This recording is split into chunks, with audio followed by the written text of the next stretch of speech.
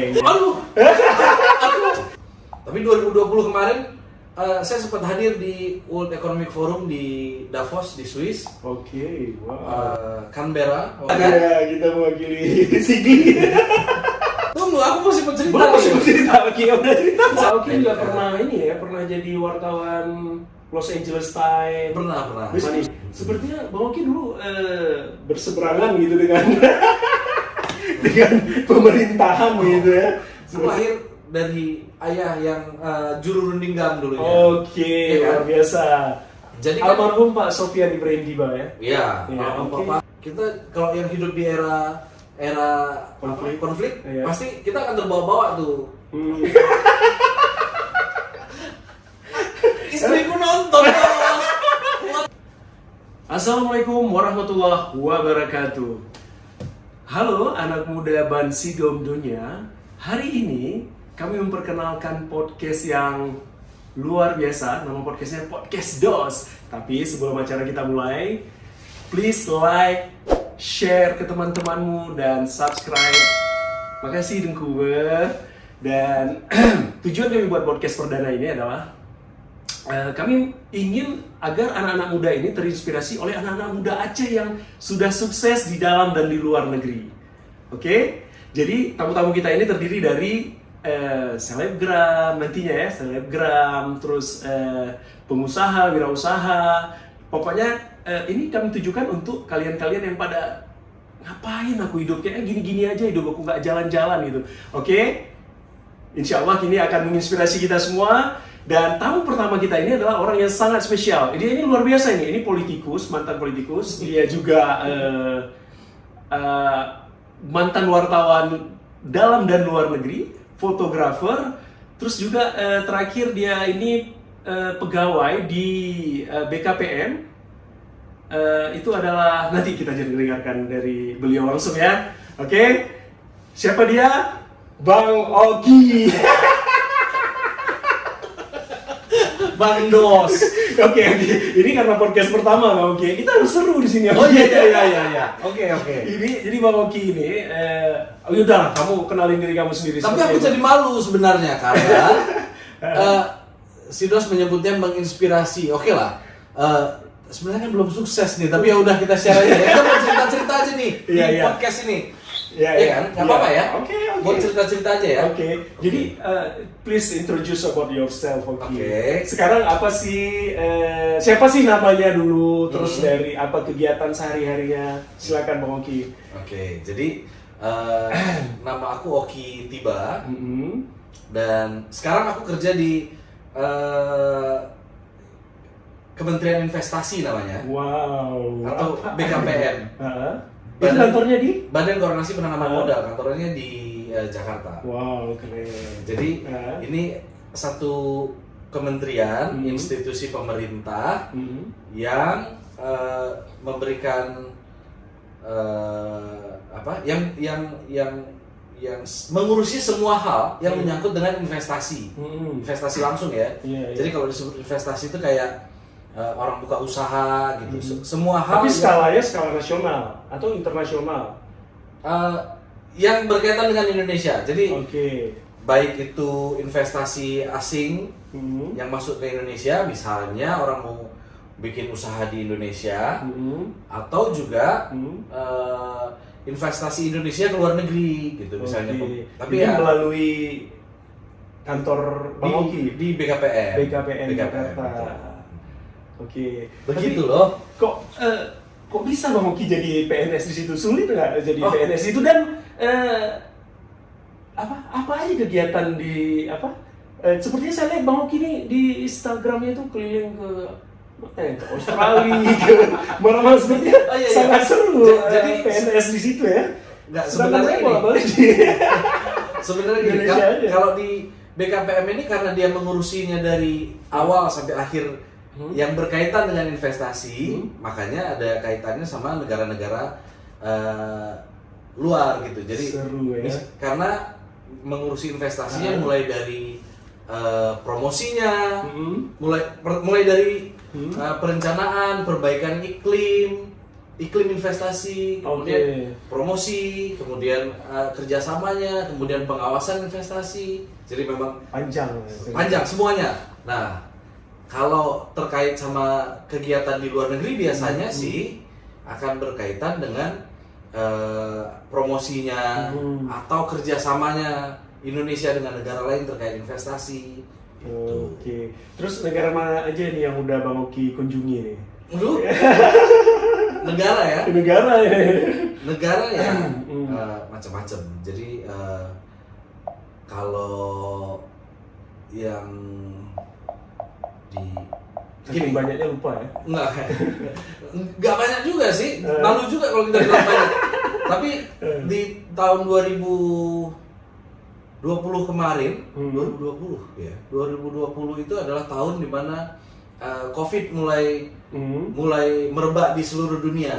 Jadi kegiatan yang berkaitan dengan perjalanan di internasional juga pasti akan terganggu. Nah, kemarin Indonesia juga pasti punya dampak besar di mana harusnya ada beberapa kegiatan pameran internasional, jadinya harus tercancel gitu, nggak bisa dilaksanakan di tahun 2020 meskipun kemudian bisa dilaksanakan di 2021, tapi bentuknya kemudian udah nggak lagi online, nggak lagi offline, jadinya online, jadi kita nggak pergi gitu ya secara fisik. Tapi 2020 kemarin saya sempat hadir di World Economic Forum di Davos di Swiss. Terus mewakili Indonesia? Ada beberapa. Mewakili negara ya. Jadi World Economic Forum itu di mana forum ekonom-ekonom di seluruh dunia kumpul di Davos, kegiatannya rutin dilaksanakan setiap tahun. Tentunya orang-orang berkelas ya Kak Oki ya. Macam-macam, semua orang ada di sana. Mulai dari presiden sampai orang tiba pun CD ada juga di situ. Ya. Kira-kira gitulah kan. Ya, kita mewakili Sigli. Jangan lupa orang Sigli di subscribe. Jadi itu Januari, waktu itu COVID tuh belum merebak lah ya. Terus tahun kemarin sih kemana ya? Ke Australia mungkin saya lihat seperti itu. Iya. Tahun kemarin ke Canberra waktu itu bulan Februari atau Maret gitu. Karena ada high level meeting, Presiden Jokowi kunjungi Australia. Kunjungan ini berkaitan dengan melihat contoh ibu kota baru, contoh Australia yang pernah memindahkan ibu kota gitu. Jadi ibu kotanya dibangun secara khusus, mungkin jadi semacam lesson learn lah untuk Indonesia yang mau bangun ibu kota baru. Terus yang ketiga kemarin ke Qatar, negara Arab sepertinya udah ya? Udah sebelumnya udah. Tapi saya nggak cerita itu. Tapi ini 2020. 2020 tuh sempat ikut dalam diskusi antara pemerintah Indonesia dengan investor Korea LG yang mau bangun di pabrik di investasi. Mau investasi. Ke juga ada beberapa pertemuan dengan investor di Eropa. Di Belanda. Di Belanda. Itu kalau disebut salah Belanda dalam daerah. Ada Belanda dalam disebut salah. Terlalu sering main luar negeri, nggak pernah main dalam negeri. Jadi Pak Oki, ini sepertinya aku malu dipanggil Pak. Pak Oki. Bro Oki, Kak Oki. Jadi apa? Katanya anak muda yang inspirasi. Jadi Kak Oki, sepertinya saya lihat dari kita kan udah pernah kenal di SMA gitu kan, sekelas ya. Kan sekelas. Iya. Jadi ini aku selalu ngasih contekan. Yang mengatakan yang sebenarnya. Ini saya lihat dulu sepertinya Pak Oki nggak mungkin gitu jadi PNS, sepertinya urak-urakan, cabut-cabut gitu. Tapi untuk communication skill Oki memang luar biasa pemirsa. Tapi sepertinya untuk matematika saya ingat kamu sering dimarahin Pak kimia. Nilai seperti nggak mungkin gitu. Jadi gimana ini sebenarnya? Jadi untuk anak-anak muda kita, kawan-kawan kita, adik-adik kita yang SMA nih, sekarang sepertinya saya nggak ada masa depan ini. Iya. Kurang perasaan. Tapi kok bisa jadi?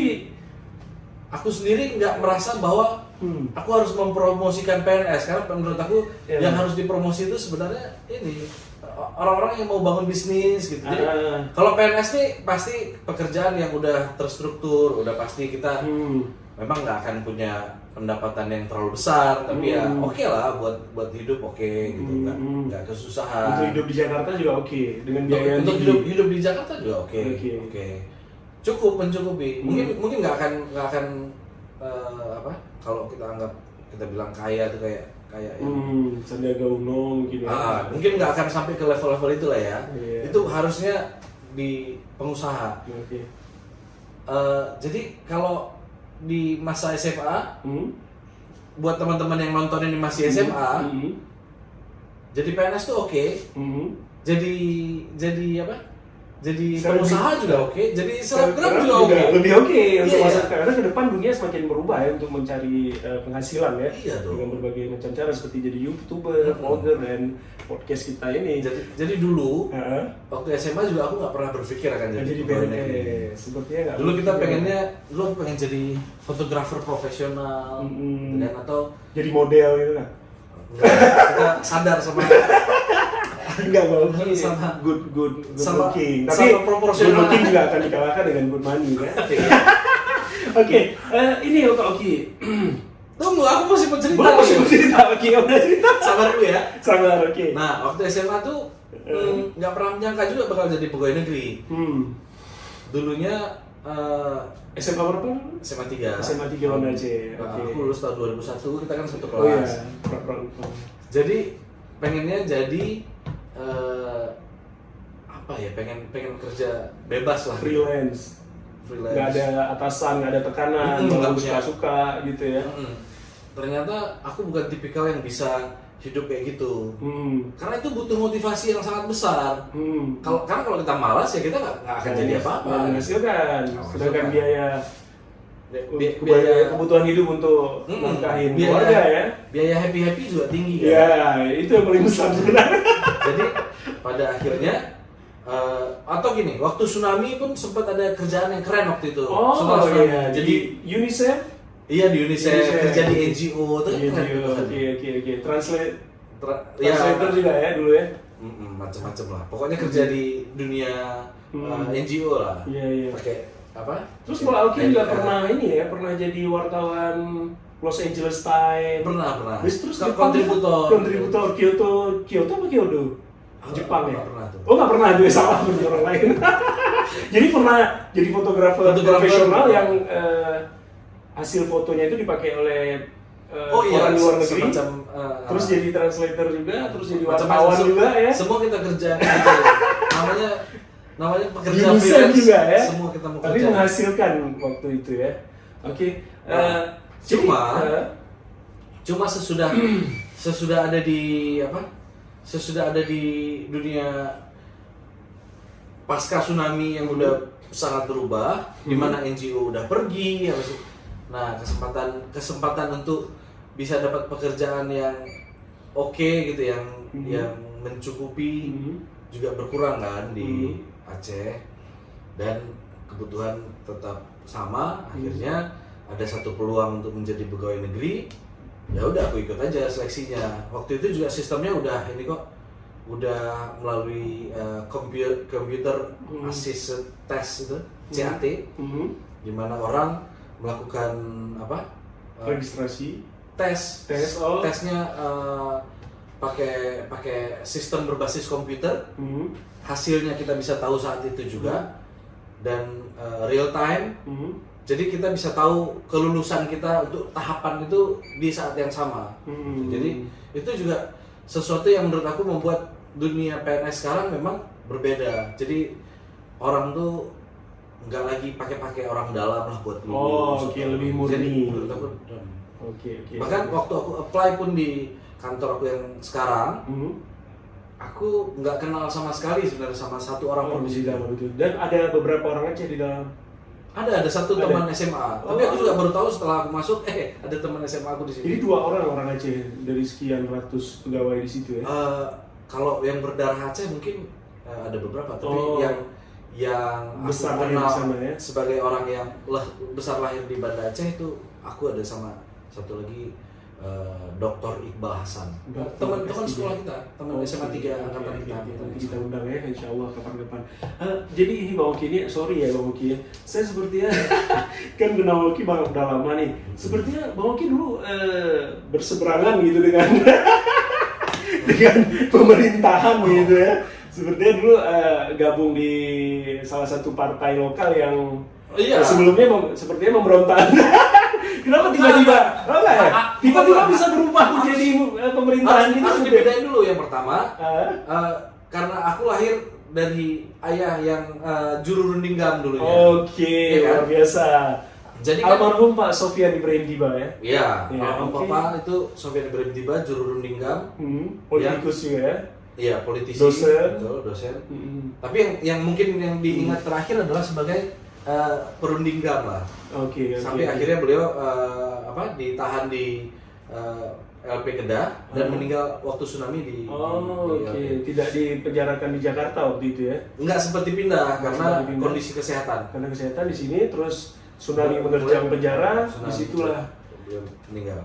Nah, sebagai bagian dari keluarga kan aku pasti, kita kalau yang hidup di era konflik pasti kita akan terbawa-bawa tuh. Walaupun aku masih kuliah awal gitu kan, bukan malah kuliahnya di kedokteran ya? sempat. Lebih nyambung gitu ya? Iya, sempat. Tapi secara kalau dibilang pemberontak, ya aku bukan sih. Tapi kalau dekat sama dunia itu mau nggak mau kan? Iya. Nah, kemudian kalau partai lokal, setelah itu ada Partai Aceh. Partai Aceh kan bagian dari Republik Indonesia loh. Sebagai partai lokal setelah perdamaian. Nah, aku pernah jadi calon anggota legislatif di situ, juga sempat jadi juru bicara di partai itu di Kota Banda Aceh. Juru bicara Partai Aceh di Banda Aceh tahun berapa? Tahun 2009. Dan alhamdulillah gagal ya. Kenapa? Alhamdulillah gagal. Ada rencana Allah yang lebih baik. Iya. PNS di BKPM. Jadi waktu itu gagal, nggak dapat, terus jadi pegawai negeri.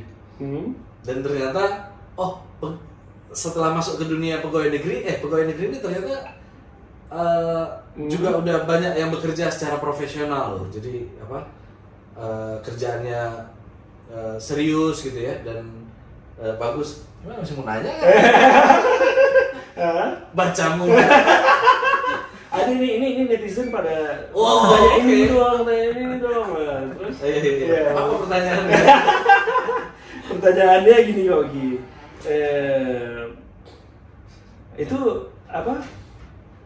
Kita kan sepertinya di Sumatera ini selalu mendapatkan predikat sebagai daerah termiskin se-Sumatera. Aceh? Iya, Aceh ini. Jadi Kak Oki di BKPM ini apa yang udah Kak Oki lakukan untuk Aceh, dan kira-kira apa saran Kak Oki untuk pemuda Aceh, untuk masyarakat Aceh, untuk Pemda Aceh gitu? Aku malu kalau karena kesannya, karena kan Kak Oki ini udah bisa mengikuti forum Davos di sini seperti kan banyak. Saya juga lihat ketemu orang terkaya di Cina gitu. Sepertinya pergaulannya kan orang kaya, orang hebat. Pasti kalau ada dong. ketemu aja. Pemda Aceh ini harusnya buat ini, anak-anak muda Aceh harusnya seperti ini gitu.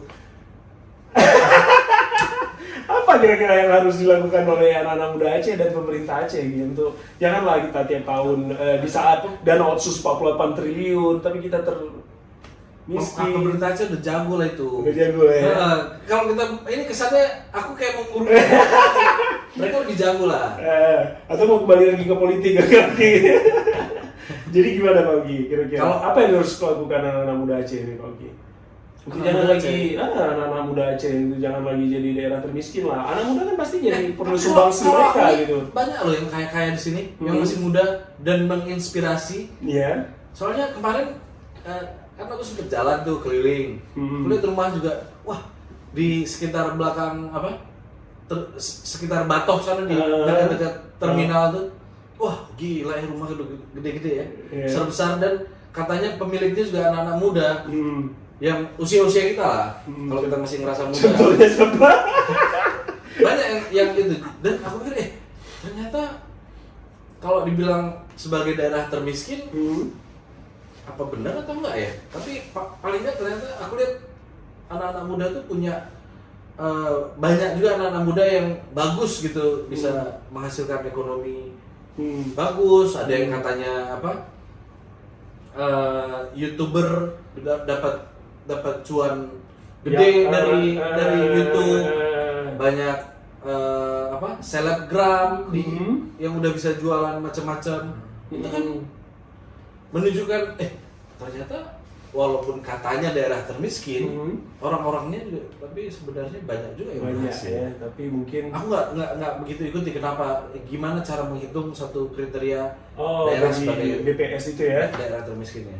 Oke, juga kita lihat di IG nih Kak Oki sering juga nih keliling-keliling di Indonesia nih, terakhir saya di pesantren di Papua ya, saya nggak nyangka ya. Bukan di Papua. Bukan Papua ya? Bukan di Papua. Itu di Jakarta. Jadi tapi isinya orang Papua. Iya. Face-nya saya lihat. Iya, oh, jadi okay. Itu dilihat di IG. Lihat di IG Kak Oki. Lihat di IG. Yang kemarin terakhir aku ikut mendampingi pimpinan di kantor pergi ke satu pesantren. Pesantren ini pesantren yang adanya di Jakarta, tapi pengasuhnya adalah ustadz dari Papua, dari Fakfak. Oh, luar biasa ya. Dimana kalau kita pikir Papua itu banyak non Muslim, ternyata Muslim juga banyak. Fakfak itu udah dari dulu orang Muslim di sana. Dan asli suku saya sama ya? Iya. Oke, bukan imigran dari kita ya? Bukan, orang Fakfak. Jadi mereka udah lama di situ, dan si ustadz ini namanya Ustadz Fadlan Garamatan. Dia mengkampanyekan dan mengajak anak-anak Papua untuk mendalami Islam gitu ya di pesantrennya di Bekasi. Oke. Pesantrennya isinya anak-anak Papua. Banyak sekali ternyata pengalaman Bang Oki ya. Jadi dari NGO, fotografer, orang pesantren. Enggak, aku cuma kunjungi pesantren itu. Jadi kalau menurut Kak Oki ini kedepannya anak-anak muda ini bagusnya di pemerintahan aja atau di freelance aja gitu? Karena pasti beda dong ininya, keseruannya, kebahagiaannya, tekanan under pressure-nya. Ya, kalau aku dulu pernah mencoba freelance dan ternyata aku jadi males gitu waktu di freelance. Motivasinya kurang. Bangun tidur jam 10, jam 11 udah ngopi-ngopi aja. Begitu kerja jadi pegawai karena bosnya pasti kan nggak mungkin kita nggak kita datang telat terus. Harus pagi kan. Jam 5 udah kantor, jam 6 udah berangkat ke kantor. Jadi beda, keseruannya beda ya Kak Oki. Keseruannya beda dan tipikal orangnya juga beda. Aku pikir aku ternyata masih perlu bos untuk memanage aku gitu. Okay. Jadi kalau aku jadi bos untuk diriku sendiri pasti aku takutnya malah hidupku gagal. Ya susah seperti sekarang ya. Oke. Sekarang juga belum sukses. Kita doa, ini doa ini kan di Ramadan nih. Oke, berarti nggak ada rencana lagi kembali ke politik ya Kak Oki ya? Oh, nggak bisa. Nggak bisa lagi ya? Harus keluar ya? Sebagai pegawai negeri kan nggak boleh berpolitik. Oke. Kita jadi alat negara yang membantu dan mendukung seluruh kebijakan yang diambil oleh negara. Oke. Republik Indonesia. Oke. Hidup NKRI ya. Ini terakhir nih ya kita yang paling diingat kenangan waktu SMA dulu seperti apa Kak Oki? SMA kita seru. SMA kita seru ya. Wah, seru kali ya. Terlalu banyak yang seru untuk diingat di waktu SMA. Misalnya kita cerita dulu ke ini ya. Ke penonton pemirsa kita. Ke netizen. Aku SMA di SMA 3 yang waktu itu kelas kita kan kelas unggul. 3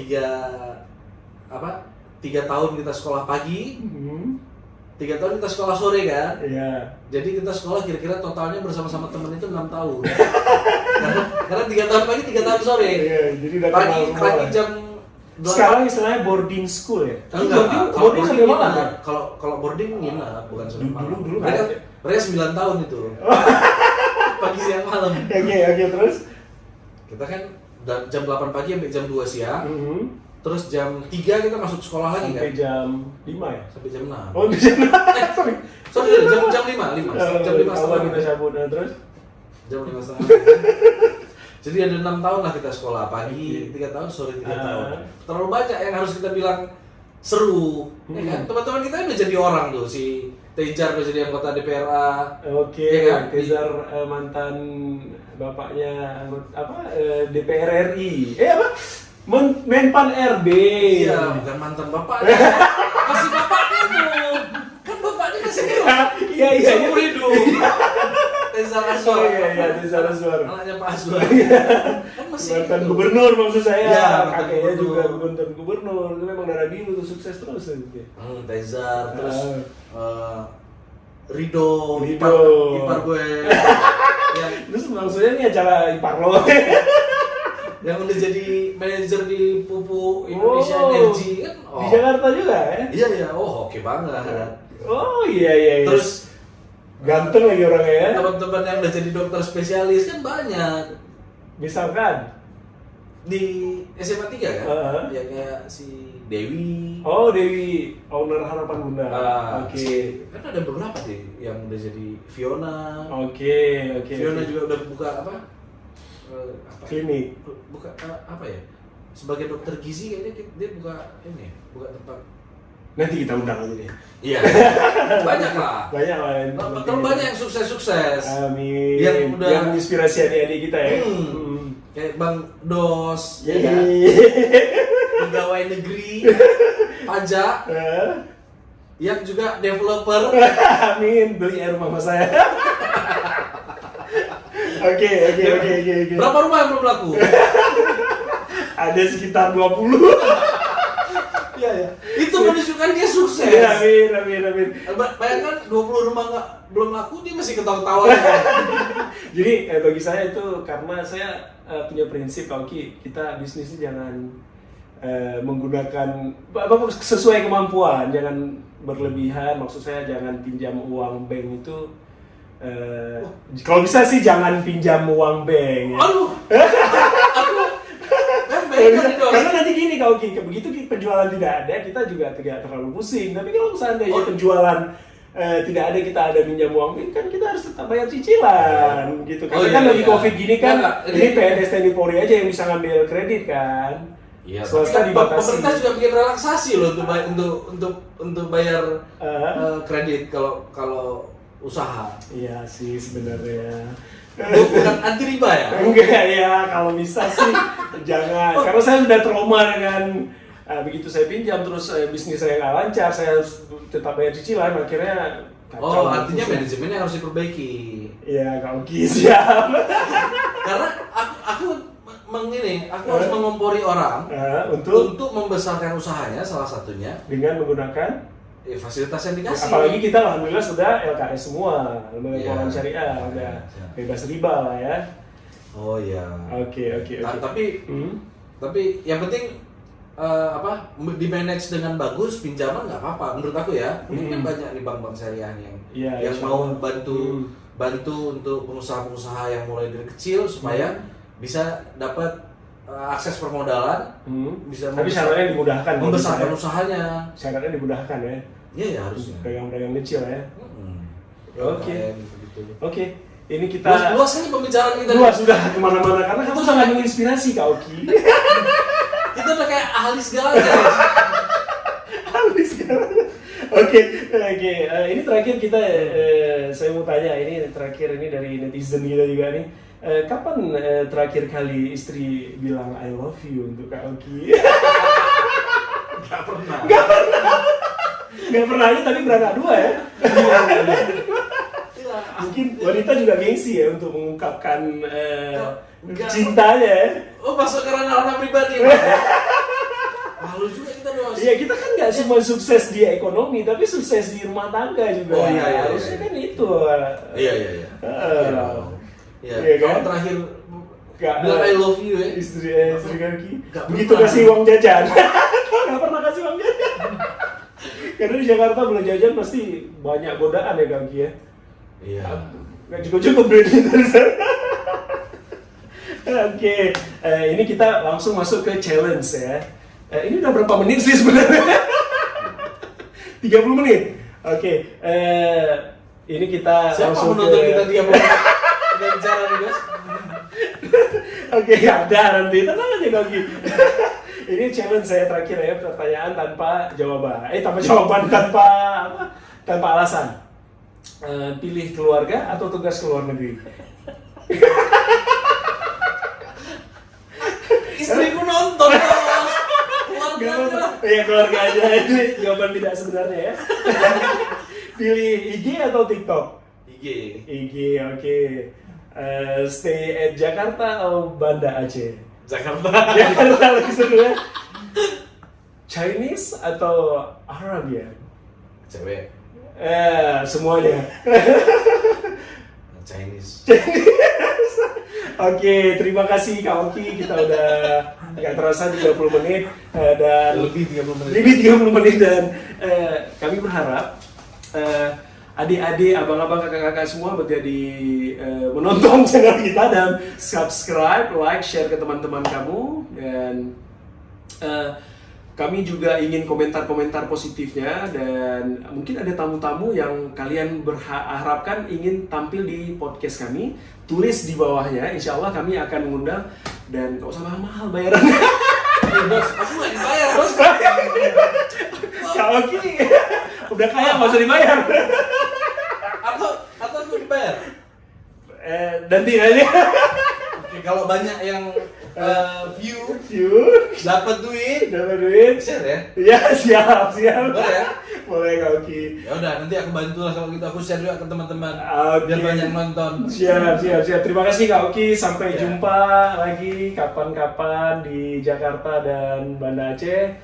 Dan pemirsa semua, terima kasih atas perhatiannya. Sekali lagi, back to all, subscribe and like. Assalamualaikum warahmatullahi wabarakatuh. Gitu ya.